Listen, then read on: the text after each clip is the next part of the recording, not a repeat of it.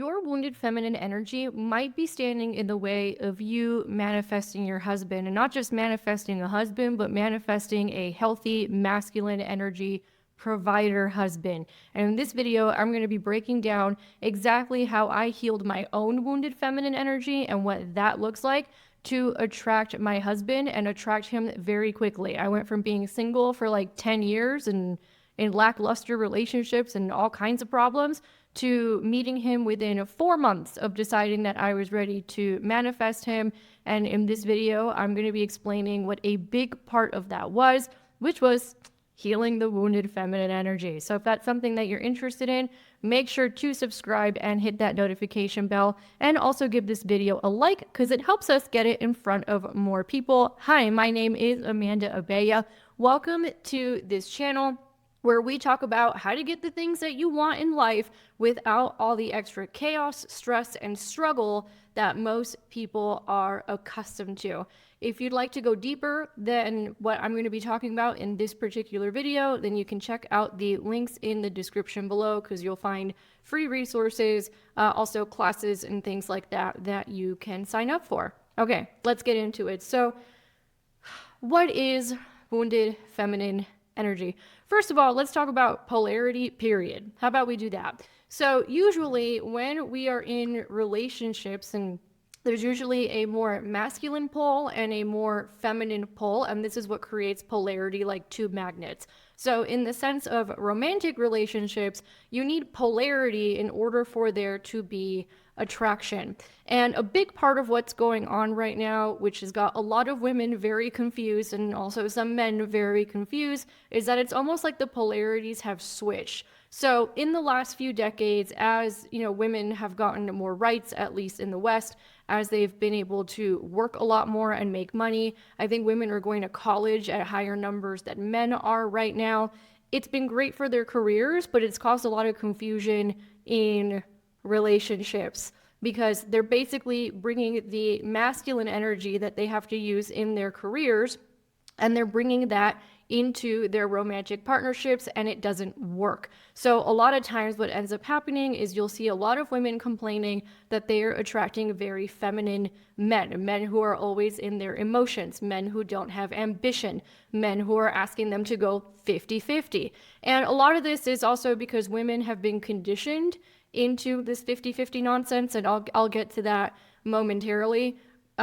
Because a lot of what's going on right now is that women have been taught to negotiate against themselves in romantic relationships. But that's polarity and how it works in relationships as a whole. And right now there's basically a relationship crisis where you have a lot of women and also men complaining that either the women are complaining that the men are too feminine and the men are complaining that the women are too masculine. So let's get into what wounded feminine energy looks like, right? So wounded feminine energy, I think, actually goes into different categories and different groups. So I know online people tend to group wounded feminine energy into one big thing, and I personally found that to be a little bit confusing when it came to teaching it. I have my moon in Virgo, so I like to categorize things and analyze them, which helps me be a teacher. It also helps me pick up patterns because I've been coaching people, whether in business or their relationships or whatever came up really, for the last 15 years. So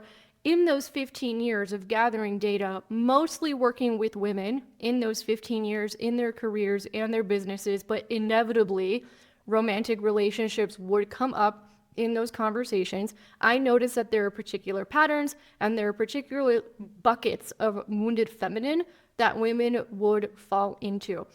So the first bucket is what most people think of when they think of wounded feminine energy, which is someone who's a doormat, basically. So they have zero boundaries, they are a doormat, they don't speak up for themselves, that type of energy. This is a lot of times, I'll see this in business, for example, show up as women who can't get anything done, right? Because they're in their feelings all the time, or they indulge in the feelings, or women who constantly think that they are victimized by everybody else, right? So that's like one category of wounded feminine energy, which in my opinion is actually more difficult to get out of than the second category of wounded feminine energy, which basically is the wounded feminine that comes off as masculine. So this is when a woman has gone overdrive into masculine energy. Sometimes this happens because life forced you into it. Sometimes this happens because you were conditioned into it. So that's the case for me. I'm actually a very feminine woman, but I was conditioned not to be by the women in my family in an effort to protect me. So that happens a lot. You also have the cultural conversation in the West about equality and you are equal to a man, and that's caused all kinds of confusion. And in my opinion, at least when it comes to relationships, has caused women to negotiate against themselves. So they are overdoing it. In work and also in their relationships and just life in general. So a lot of times this overdoing it is eventually, ask me how I know this, going to end up in your nervous system breaking down or your nervous system becoming dysregulated. It also shows up as hypervigilance. So hypervigilance is when you feel like you can't even take 10 minutes. I've had clients like this. They feel like they can't even go take 10 minutes to go meditate or rest or sit in a chair and do nothing because they're terrified that in those 10 minutes, something in their business is going to blow up, something's going to go wrong, there is some problem that they are going to have to go fix. That is hypervigilance. Hypervigilance also shows up as breaking up with the guy before you break up with him when things start getting intimate because you're like, well, if I break up with you first, then I don't have to worry about you breaking up with me because you're a piece of shit and I'm hypervigilant and I'm like this and I'm super tight. Another way that it shows up is when women have way more energy going on up here in their heads rather than in their bodies. So the masculine pretty much represents the head, right? It represents the intellect. The feminine is more about the body and being embodied. And there's so many women who are running around ragged, overworked in both their careers and in their relationships that all their energy is up here, right? All of it. I've done thousands of coaching hours over the last 15 years, and I can tell the difference between a woman who has all her energy up here in her head and needs to learn how to bring it down versus the woman who is relaxed. The woman who is relaxed is far more attractive to everything that she wants in life. The woman who's too much in her head looks like overanalyzing, looks like perfectionism, looks like you had a conversation with someone and you're spending the next 2 hours reanalyzing what that conversation was and what you should have said versus what you actually said instead of just accepting what you said.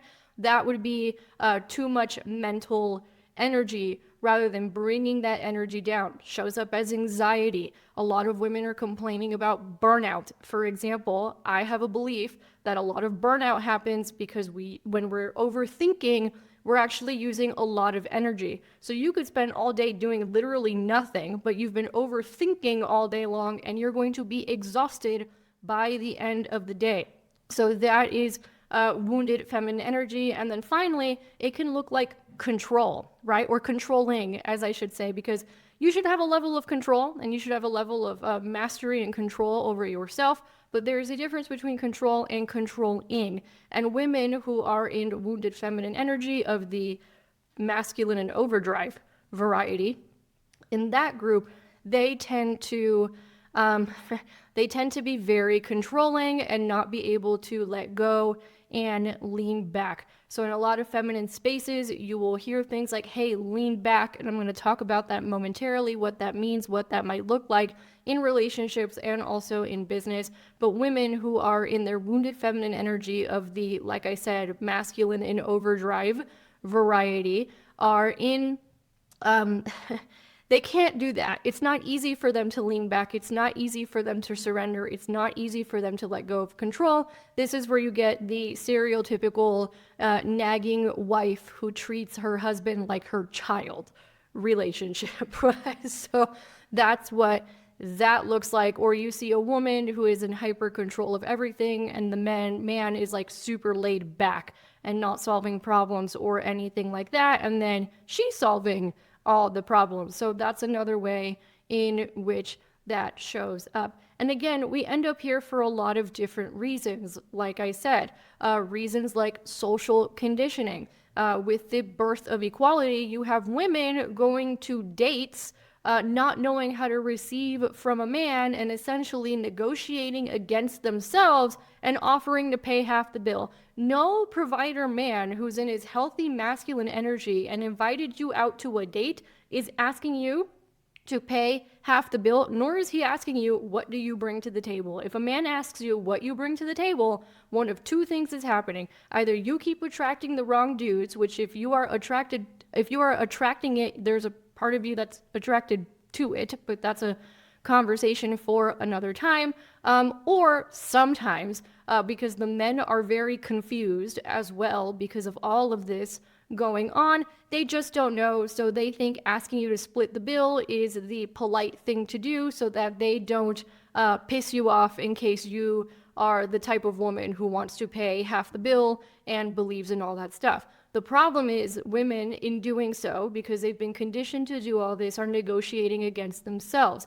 My husband is a very good negotiator. The man negotiates for sport, and one of the things he has told me is that when you are in a negotiation, and a relationship is a negotiation. It's not just about feelings. It's also a negotiation, and it is about communication. But when you are in a conversation about negotiation, you never want to negotiate against yourself.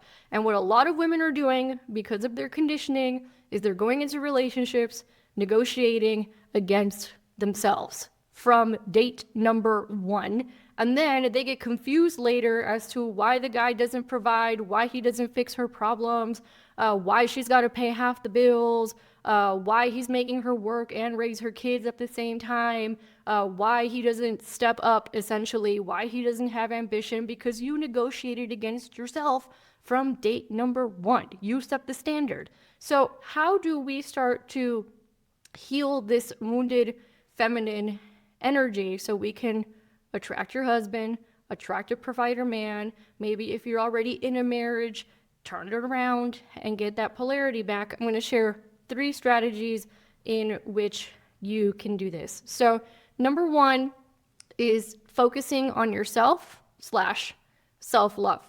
So oftentimes what happens when we're in wounded feminine energy, and this refers mostly to that first group of women I was talking about, the doormats, or the martyrs is another way in which that shows up, is because you have put all your attention and all your energy on a man, right? Or all your attention and all your energy on your kids, or all your attention and all your energy on your job. So it shows up in different ways. And essentially what ends up happening is that women are not nourishing themselves and refilling their own energy, oftentimes because they don't understand how to refill themselves or how to recalibrate their energy, or what that even means for a woman. And again, video for another time. Don't have time to get into it right now. Let me know in the comments if you would like a video about that. The point that I'm trying to make here is that you have women who are constantly making the focus of their life something other than themselves,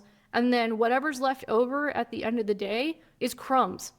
Now, I'm not saying that, if you want to be a stay-at-home mom, for example, that somehow means that you're not focusing on yourself. Even if that's the case, right? Oftentimes, at least, when the kids aren't babies anymore and maybe they're a little bit older and you have more of that time to yourself, then you can do stuff that you like to do. You can do stuff that nourishes you on your free time. The point is, you're not giving all your energy out to other people. You're making sure to replenish yourself. So that's for that first group of wounded feminine women that I'm talking to, because that's where you'll end up seeing women in situations where they're resentful of their husbands because they gave up their careers, or they are resentful of their husbands because they're like working all the time and basically being a slave at home, or they're just resentful, period, or they're a martyr and they're like, oh, if I do all these wonderful things for other people, then they're going to love me, and then that doesn't end up happening, nor do you get respect. So the way to start getting that respect back is to start nourishing yourself and focusing on yourself, even if it's in tiny little ways. And then the second part of this one is self-love. So a lot of times, and this is more for the second group of wounded feminine women that I was talking about, a lot of times we've been taught to chase achievement. We've been taught that achievement, that job, that money, that career, that promotion, that success, that's what's going to keep us safe from a dangerous world. Other times, it looks like that achievement is what's going to get love. So for a lot of people, right, that achievement is like, oh, I'm trying to get love from my mom, or I'm trying to get love from my dad. Still, as adults, they're trying to do that. So one of the things for me that I had to really learn how to do, because I was more in this second camp of the wounded feminine energy rather than the first one, is I had to let go of the achievements. I went into a season of this is not about achievements anymore. I'm still in a season of this is not about achievements. And the truth is that masculine men don't care about your achievements, right? They are not looking for you to pay their bills. Therefore, they don't really care about your achievements. Not because they don't care about you, but that's not what makes them fall in love with a woman. And another thing that a lot of women end up doing, that where they negotiate against themselves by offering to pay half the bill, is they'll go on a first date and they just start talking about what they do for a living. And most masculine men don't care about what you do for a living. In fact, if a man is asking you how much money you make, major red flag, run in the other direction. He's expecting you to pay his bills. So that's number one. Number two, and this applies to both camps of women, is learning to receive. So I've been talking about this example a lot in this particular video, where women have been conditioned to negotiate against themselves. Y'all played yourselves, right? Or we got played, I should say, because that cuts off our ability to receive. What is the feminine? The feminine receives from the masculine. The feminine is all about receiving. The masculine is all about giving. It doesn't mean that the feminine can't give every once in a while, right? It doesn't mean that it can't be reciprocal, but it means that if we're looking at the energies where most women feel good is in receiving. But again, we've been conditioned out of this. We've been conditioned to negotiate against ourselves, and we've been conditioned to cut off our feminine energy, and it's causing all kinds of problems in our lives and in our relationships. So learning how to receive, generally speaking.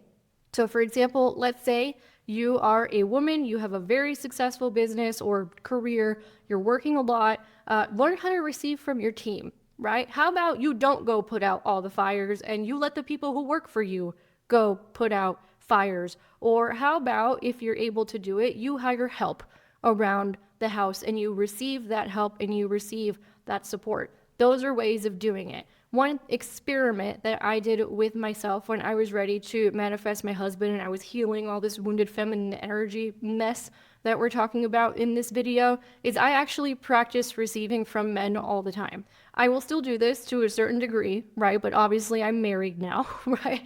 Back when I was single, I would receive dates. If a male colleague wanted to help me solve a problem, I would let him solve my problem, which is actually how I met my husband. If men just wanted to give to me in any way, shape, or form, like, oh, hey, here's a free muffin, or I bought you a coffee, or anything like that, I would accept it. If a man wanted to give me direction, and admittedly, I'm still working on this one as a recovering masculine woman, this is one I'm still working on. If he wanted to give me direction of some kind, I would learn to receive that direction, because more often than not, they were trying to help me, particularly in business, right? Or they were trying to make my life easier in some way. The problem is that most women have been conditioned into thinking that men are children, they're grown children, they're immature, they don't know how to solve problems, and all they do is bring you problems. There's a group of men that is like that. The majority of men are not actually like that and are trying to make your life as a woman easier. And part of our work that we have to do is we have to learn to let that in.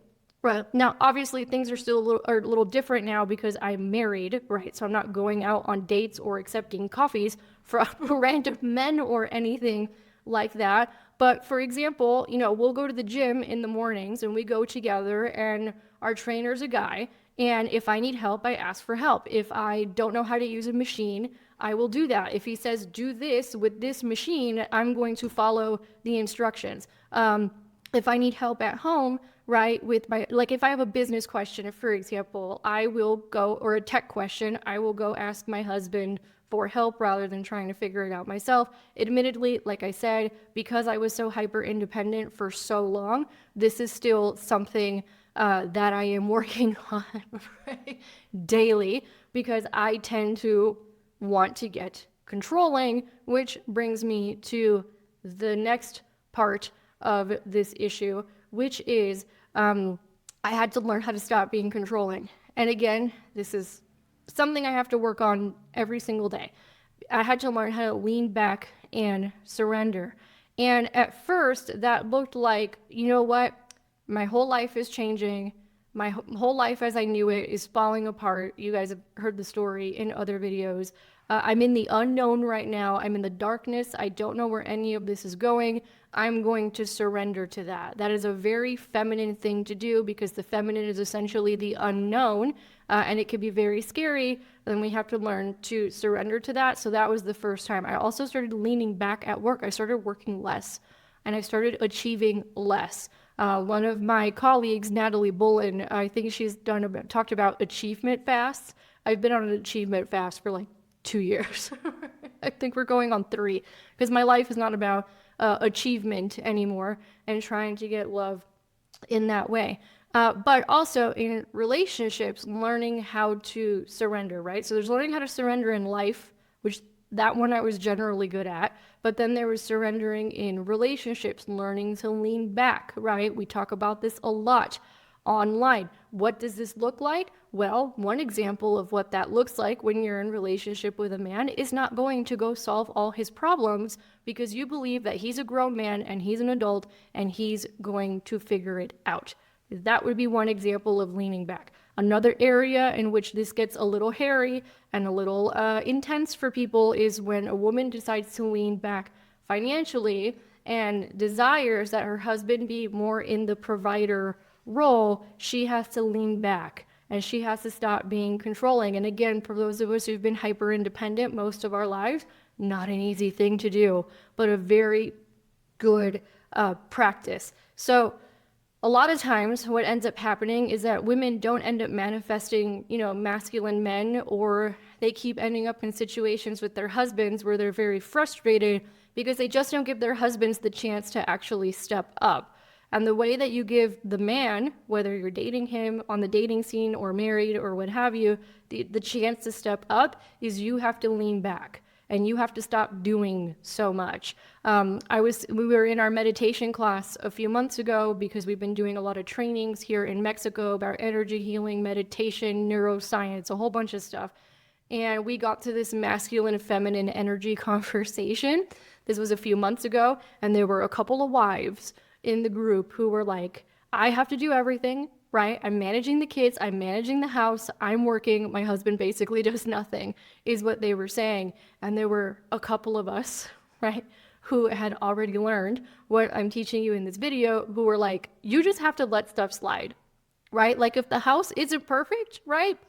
Let it not be perfect. Eventually he's going to notice and he's going to step up and start fixing some stuff, but you have to let go first. So it was a little experiment that they went to go do, and sure enough, the more they leaned back, even though it was really hard and they wanted to control and they wanted to go fix everything, they had to learn to lean back, and eventually the husbands started to step up and solve problems around the house and help more around the house, become more ambitious, so on and so forth. So these are some of the ways in which I healed my wounded feminine energy to be able to attract my husband and also maintain polarity in the marriage. This is stuff that, not only have I experimented with this, I've seen clients experiment with this over the years whenever their relationship issues would come up. Because that's the thing, is like, when I'm coaching men, right, I can kind of keep it to business, right? And I can kind of keep it to money because men can compartmentalize a lot better than women can. Women, not so much, right? So women, like, you can't have a conversation about business without also having a conversation about family, their kids, their spouse, their health, everything they got going on in life, because it's a lot more diffused attention. Is probably one way of putting it, which would be one of the differences between men and women. So even though I would be coaching women on their businesses a lot, inevitably the marriage stuff would come up, the relationship stuff would come up, the dating stuff would come up, because for a lot of women, they could not compartmentalize it, and they shouldn't compartmentalize it. Whereas when I was coaching men, very easy for them to compartmentalize. Although I also learned a lot of really interesting things from men in terms of relationship and the issues that they were having. But that's a conversation for another time. I hope you guys enjoyed this video. If you did, please give it a thumbs up. Let me know in the comments what resonates, which of these are you going to use. Let me know what kinds of video topics you would like to see in the future. Make sure to subscribe and hit the notification bell. You can find all the ways to work with me, courses, digital programs, all that stuff in the description, and I'll catch you guys on the next one.